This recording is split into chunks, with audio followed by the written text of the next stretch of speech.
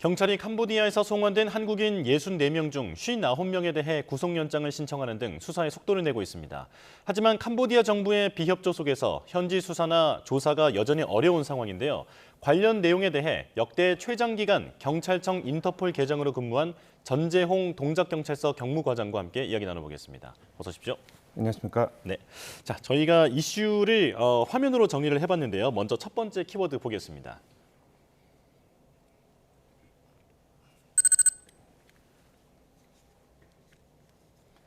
자, 캄보디아 송환자들이 이제 대다수가 구속 기로에 놓였는데, 자, 64명 중 59명에 대해서 구속영장이 신청된 상황입니다. 일단 보통 해외에서 이렇게 범죄인들을 송환해서 데리고 오면 수사가 어떤 식으로 이루어집니까? 보통 그 피의자들이 수사를 하는 수사관서로 이동을 하게 됩니다. 수사관서로 이동해서 조사를 받는데 조사 혐의가 중할 경우에 구속영장을 신청을 하고 혐의가 좀 경미하면 석방돼서 조사를 받게 됩니다. 예. 이번 사건 같이 59명이 영장 신청이 됐다고 하면 굉장히 중한 겁니다. 네. 그런데 4명은 또 석방이 됐더라고요. 예. 그렇다면 저희가 유추해 본다면 어떤 범죄 혐의나 이런 게 발견되지 않았다 이렇게 보면 될까요? 발견되지 않은 것도 있을 수 있는데 혐의가 크지 않다. 단순 네. 조력자일 수도 있다. 구속 그런 수준은 의미입니다. 아닐 수 있다. 예. 네네. 자, 경찰은 캄보디아 경찰이 넘겨준 휴대전화 같은 압수물들을 정밀 분석해서 진술의 신빙성을 따지고 있는 상황인데, 하지만 우리가 지금 캄보디아 현지에서 직접 수사를 할 수는 없는 상황이잖아요. 예, 맞습니다. 그렇기 때문에 증거물 분석으로만 시시비비를 따지기에는 좀 한계가 있어 보이는데 어떻게 보십니까? 그 수사권 그리고 증거를 수집할 수 있는 권한, 수사권은 사실 모두 다 주권에서 기반한 권리입니다. 예. 그래서 한 국가에서 그 수사를 할 수 있는 권리는 그 나라의 경찰이 있을 수밖에 없습니다. 그렇기 때문에 이 캄보디아 건도 캄보디아 경찰이 주도가 돼야 되지 한국 경찰이 좀 나서기는 어려운 것 같습니다. 그렇다면 만약 그쪽에서 비협조적으로 나온다면 우리 측에서는 할 수 있는 방안이 없는 겁니까? 예, 협조를 얻어낼 수 있는 방안을 강구하는 게 최선책인 것 같습니다. 캄보디아도 인터폴에 포함이 되어 있는 거죠? 예, 포함되어 있습니다. 네, 그렇다면 우리 측에서도 인터폴에 어떤 요청을 하는 식으로 해서 예. 캄보디아 측의 협조를 구할 수 있는 방법도 있을까요? 예, 그것도 방법 중에 하나고 캄보디아에서 이제 요청하는 건이 있을 겁니다. 예. 그걸 가지고 또 협상도 할 수 있고 예. 방법은 여러 가지가 있는데 최대한 이번 건에서는 저희가 요청을 하는 상황이니까 그 받아낼 수 있는 거를 많이 좀 연구를 해야 될 것 같습니다. 그렇군요. 자, 지금 캄보디아 이 사태로 또 추가로 밝혀지고 있는 사실이 한국인이 지금 여전히 캄보디아 내에서 한 1,000명 정도가 이런 사기 산업에 지금 몸을 담고 있는 것으로 추정이 되는데, 이들에 대한 소재나 뭐 감금 여부 같은 게 아직은 밝혀지지 않고 있는 상태입니다. 예. 어떻게 추적할 수 있을까요? 지금 현 상황에서 추적할 수 있는 거는 피해자 가족들의 진술 네. 그리고 최근에 아까 화면에서 보시던 것처럼 송환된 그 피의자들 그 사람들을 통해서 얻을 수 있는 진술, 그 현지 교민들로부터 얻을 수 있는 진술, 예. 이거 종합을 해서 볼 수밖에 없을 것 같습니다. 그렇군요. 자, 알겠습니다. 자, 일단 두 번째 키워드 살펴보겠습니다.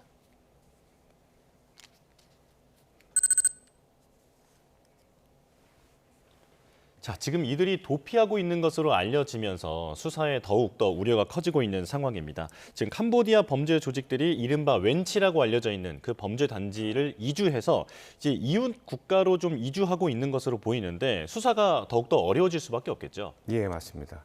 네. 이들이 보통 이 단속이 심해지면 다른 곳으로 이전하는 게 계속 반복됐습니다. 그래서 주로 이전하는 국가는 국경으로 통해 갈 수 있는 미얀마, 라오스 등지고요. 예. 그리고 캄보디아 내부 깊숙이 들어갈 수 있습니다. 내륙 쪽으로. 예. 그리고 경우에 따라서는 조직이 너무 크다 보니까 조직을 이렇게 좀 소규모로 분산해서 숨을 수도 있습니다. 예. 단속이 잠잠해지면 바로 다시 조직을 재정비해서 다시 사기 범죄를 다시 시작을 합니다. 네네. 계속 반복된 패턴입니다. 네, 그렇군요. 자, 그 과장님께서는 필리핀에서 1세대 보이스피싱의 대부로 알려져 있는 이른바 김미영 팀장을 검거하신 경험이 있는데 예. 지금 피싱 조직들을 보면 대부분 동남아 지역을 근거지로 두고 있는 것 같더라고요. 예. 특별한 이유가 있습니까?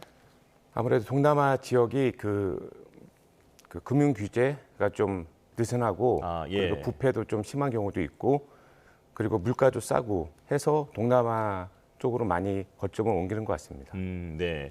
그런데 캄보디아에서 벌어진 이번 일과 예. 그 과거에 이제 그 과장님께서도 직접 참여하셨던 2017년에 47명의 범죄자들을 필리핀에서 송환했던 예. 네, 그 일과 또 비교를 해본다면 지금 현지에 있는 한국인들이 범죄를 저질러서 현지 이민 당국이나 교정 당국에 구금이 됐고 예. 그걸 한국 경찰이 다시 송환하는 과정을 보면 거의 비슷한 것 같거든요. 예. 네, 그때 경험을 토대로 지금 이번 사태에 대해서 어떤 조언하실 점이 있으실까요? 요번에 송환되신 분들은 예. 보면 이제 두 가지 지위가 있습니다. 피의자의 지위도 그렇죠. 있고 피해자의 또 지위도 있습니다. 그런데 이 송환 가지고 좀 뭐 말씀이 많더라고요. 예, 약간. 예. 근데 제가 볼 때는 송환은 잘한 것 같습니다. 그러니까 말씀이 많다라는 것은 왜 예. 범죄자들을 데리고 예, 왔느냐 이 예, 부분 예, 말씀이시죠? 예. 근데 이제 이중적인 지위가 있고 그리고 데려온 요 사람들을 통해서 저희가 파악할 수 있는 정보가 많이 있습니다. 예. 지금 현지에서 말고 여기서는 사실 정보를 수집할 수 있는 방안이 별로 없는데 그렇죠. 그 사람들은 거기서 범죄를 했기 때문에 그 사람들로부터 얻을 수 있는 정보가 많습니다. 이번에 수사하는 과정에서 정보를 많이 얻으면 향후에 이제 그 캄보디아 사기단지 수사에 많이 도움이 될 것 같습니다. 예. 혹시 그 과거 필리핀 또는 그 해외 다른 사건을 수사하실 때도 이렇게 한국인들이 납치 감금을 당해서 고문을 당했다든지 하는 일이 있었습니까? 그렇게 거의 없었던 것 같습니다. 예. 예. 지금까지 송환을 한 2,000명 정도는 하셨던 예. 풍부한 경험이 있으신데도 이번 일은 매우 이례적인 사건이다. 예, 이게 네. 이제 이 범죄 자체가 2020년 이후로 좀 이렇게 급성장한 범죄라서 그런 것 같습니다. 그렇군요. 자, 그런데 지금 캄보디아 경찰이 이 범죄 조직의 도피 조력자 역할을 하고 있는 게 아니냐라는 의혹이 나오고 있습니다. 그 단속 소식이 알려지기도 전에 이미 뭐 이주를 한다든지라고 네. 하는 게 여러 보도를 통해서 나왔는데 이런 경우에는 인터폴 공조 자체가 위험할 수 있다 이런 지적이 있거든요. 어떻게 보십니까? 예, 뭐 그런 의견도 있는데 사실 그 부패한 경찰이라도 모두 다 부패한 건 아닙니다. 예. 아니고 그리고 이렇게 사건이 공개화되고 오픈이 되면 그 범죄자의 뒤를 봐주던 경찰들도 적극적으로 이렇게 도와주지는 않습니다. 예. 약간 빠지죠. 본인도 다칠 수 있기 때문에. 네네. 그래서 이렇게 오픈이 되면 사실 저희가 활동할 수 있는 좀 영역은 더 넓어지는 거죠. 그렇군요. 그럼 과거 경험을 토대로 보시면 이런 동남아 쪽에서 예. 이런 사건에서 이제 경찰 또는 권력층과 범죄 조직이 연루가 되어 있는 경우가 많이 있습니까? 예, 많이 있습니다. 많이 있고 이거는 뭐 제 개인적인 경험뿐만 아니라 예. 이 캄보디아 건에 대해서는 벌써 미국 국무부에서 조사한 걸 보면 뭐 굉장히 유착이 심하다라고 나왔으니까 그건 뭐 확인된 것 같습니다. 예. 자, 그리고 지금 캄보디아 정부가 지금 우리 합동대응팀이 갔을 때 앞에서 메시지는 매우 협력하겠다, 협조적으로 나왔던 것으로 알려졌지만 실제로 협의하는 과정에서는 우리 측의 요구를 대부분 받아주지는 않는 것 같습니다. 왜 그럴까요? 제 경험상 이제 과거에 좀 공산주의였던 국가들은 그 타국의 이제 경찰이나 그런 어떤 공권력들이 와서 예. 활동하는 걸 굉장히 꺼립니다. 예. 정확한 이유는 모르겠는데 그래서 저희가 예전에 코리안 데스크 설치를 할 때도 베트남은 사실 반대를 했습니다. 예. 그래서 결국에는 베트남 코리안 데스크는 현지 공안으로 구성된 코리안 데스크가 설치가 됐습니다. 그래서 약간 예전에 그 공산주의였던 국가들의 전통적인 특징 중에 하나가 아닌가 싶습니다. 그렇군요. 자, 이제 다음 키워드 보겠습니다. 자, 캄보디아 범죄 수익은 환수가 가능할까 이 부분인데요. 지금 범죄 조직의 범죄 수익도 어마어마하다고 하는데 예. 어떤 뭐 일각에서는 캄보디아 GDP의 절반 정도가 지금 범죄 산업에서 나오고 있다라는 분석도 있더라고요. 자, 일단은 그 64명의 한국인 피의자들을 한국으로 송환해 왔는데 향후 피해자들, 그러니까 보이스피싱이나 로맨스 스캠의 피해자들은 어떤 그 보상을 좀 받을 수 있을까요? 그 범죄 수익 환수가 가능은 한데 예. 쉽지는 않아 보입니다. 왜냐하면 이 범죄 단체가 범죄 수익이 나면 그걸 가지고 암호화폐를 삽니다. 아, 예. 근데 그냥 막 사는 게 아니라 쪼개기로 해서 암호화폐 구입한 다음에 그 암호화폐를 P2P 시장에 가서 그 돈으로 이제 환전을 합니다. 바꾼 다음에 그 다시 돈을 또 부동산이나 자산을 구매하는 식으로 돈 세탁을 하기 때문에 그 추적이 예. 매우 어렵습니다. 이중, 삼중으로 또 자산의 유형도 바꾸면서 세탁을 한다라는 건데 예. 그렇다면 추적하는 그 방식은 어떤 식으로 하는 겁니까?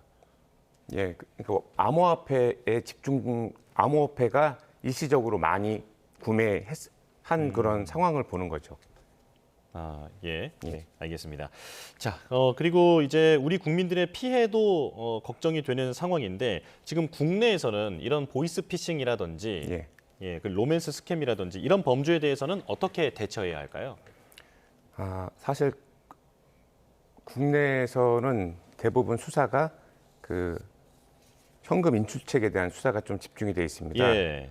제가 이제 제 경험사 보면 그 대부분이 이제 해외를 거점을 하고 있기 때문에 이 해외 거점에 대한 수사가 좀 집중이 돼야 될 것 같습니다. 예, 말씀하신 대로 하부 구조원 조직원 예. 정도만 예. 검거가 되는 게 현실인데 지금까지 그런 총책이라든지 배후라든지 이런 부분까지 검거된 사례가 있습니까? 네, 검거된 사례는 많이 있습니다. 예. 저희 그 필리핀에서도 검거했고, 예. 근데 그때 검거되었을 총책은 지금 이런 그 캄보디아에서 벌어진 것처럼 대규모는 아니었고 소규모 총책들은 검거된 적은 있습니다. 그렇군요.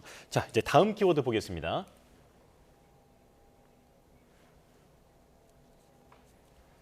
자, 전세기로 모셔왔느냐 조금 전에 언급하셨던 그 압송 논란입니다. 자, 우리나라 법으로 처벌하기 위해서 예. 지금 현지에 있는 한국인들을 우리나라로 데리고 온 건데 불가피한 상황이다 이렇게 이해하면 될까요? 예, 맞습니다. 그 피의자들이 이제 아까 말씀드렸듯이 피의자인 동시에 피해자인 지위가 예. 있습니다. 그렇지만 이제 범죄를 저질렀고 또 그 사람들 통해서 저희가 얻을 수 있는 정보가 아주 많습니다. 그래서 그걸 가지고 또 그 캄보디아에 있던 사기 조직에 대한 수사를 진행해 나갈 수 있는 단서가 됩니다. 그렇군요. 자, 과거에 그 해외에서 범죄자들을 많이 압송하신 경험이 있으신데 2017년에 47명을 데리고 오셨을 때 예. 필리핀에서 데리고 오셨을 때도 보면 막상 걱정은 컸지만 현지에 가보니 협조가 좀 잘 됐다 이렇게 예. 언급을 하신 걸 제가 기사를 읽은 적이 있습니다. 이번에 캄보디아 송환 과정은 전체적으로 매끄러웠다고 보십니까? 예, 제가 볼 때는 이 시간이 별로 많지 않았는데 이게 굉장히 준비하기가 어렵습니다. 그렇습니까? 그런데 이제 그 이슈가 되고 불과 뭐 얼마 만에 이렇게 잘 사고 없이 데려온 거는 정말 잘한 일입니다. 그렇군요. 자, 마지막 키워드 살펴보겠습니다. 자, 캄보디아발 사기 범죄 예방 대책이 있느냐 이 부분이 가장 중요할 것 같은데요.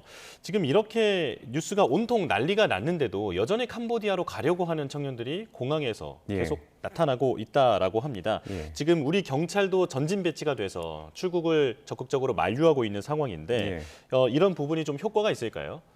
예, 지금 그 예방적인 측면에서 볼 때 그 사람들이 못 가게 하는 건 굉장히 효율적인 것 같습니다. 예. 하지만 이제 일시적인 효과는 있을 것 같습니다. 근데 결국에는 궁극적으로는 저는 이제 이 범죄 수익을 환수하는 게 가장 크다고 생각합니다. 예. 왜냐하면 대부분의 범죄가 목적이 돈이기 때문에 이 돈줄을 끊으면 이제 범죄가 자연스럽게 줄어들게 됩니다. 네. 그런데 이렇게 위험한 것이 지금 알려져 있는 상황인데도 예. 그 범죄 조직의 텔레그램방 같은 곳을 보면 예. 지금 피해자들 이제 예비 피해자라고 볼 수도 있겠죠. 한국 청년들을 꿰어내는 과정에서 경찰한테 뭐 이렇게 얘기를 해라. 그리고 반드시 캄보디아에 가야 한다라고 주장을 한다면 경찰도 막지 못할 것이다. 이렇게 얘기를 하던데 이게 사실입니까? 그건 경우에 따라서 굉장히 좀 다를 것 같습니다. 다른데 예. 정말 자기가 뭐 너무나 가고 싶어 하는 사람은 사실 맡기는 좀 법적으로는 어려운 거죠? 불가합니다. 한데 좀 이렇게 가시는 분들이 좀 이 팩트를 좀 정확히 보셨으면 합니다. 예. 중요한 거는 본인이 이제 이 범죄란 걸 알고 가던 아니면 속아서 가던 현재 가면 돈을 벌 수 없습니다. 벌 수 없고 그냥 착취만 당합니다. 예. 감금돼서 돈을 보이스피싱 동원이 되고 이 성과가 없으면 또 구타도 당하고 그렇게 착취 당한다는 걸 좀 정확하게 보셨으면 좋겠습니다. 예, 캄보디아를 비롯한 그런 동남아 현지에서 월 1,000만 원, 2,000만 원 주면서 일을 시킨다. 이런 일은 허구다. 네, 예. 이런 부분을 반드시 명심해야겠다라는 생각이 들고요. 자, 그리고 이런 보이스피싱이나 로맨스 스캠 같은 그런 국제 범죄를 막기 위해서 우리 측에서는 어떤 대책을 마련해야 하는지도 좀 정리를 해주실까요? 예. 제가 좀 전에 말씀드렸듯이 해외 범죄 수익 환수하는 네. 그런 팀을 좀 강화해야 됩니다. 네. 현재도 경찰청에서 계속 강화를 하고 있지만 대폭 강화해야 되고 그리고 저는 개인적으로는 경찰 주재관 그리고 코리안 데스크를 좀 증원했으면 좋겠습니다. 아, 예. 저희가 일을 할 때 보면 해외에서 이제 일어난 일을 저희 손발 역할을 해주는 거는 경찰 주재관과 코리안 데스크입니다. 근데 사실 그 한 명 증원하기가 엄청 어렵습니다. 아, 그렇습니까? 저도 경찰청에 있을 때 한 명 증원하려고 여기저기 뛰어다녔는데 쉽지 않습니다. 그러니까 외교부, 그리고 행안부, 기재부에서 좀 많이 좀 도와주셨으면 좋겠습니다. 예. 지금 오늘 캄보디아 한국 경찰의 양자 회담이 열린다고 하는데 말씀해주신 그런 코리안 데스크 설치 문제 같은 것도 이제 논의가 된다라고 합니다. 우리 측이 어떤 부분을 주장하는 게 이 협상에 효율적이라고 보십니까? 예, 보통 이제 코리안 데스크 거부하는 사유는 자신들의 국가에서 치안을 잘 하고 있다라는 사유로 이제 거부하는 경우가 있습니다. 근데 이번 건 같은 경우에는 캄보디아 경찰에서 사실 제대로 대응을 못했기 때문에 벌어진 것이기 때문에 이 부분을 좀 어필을 하면 좋을 것 같습니다.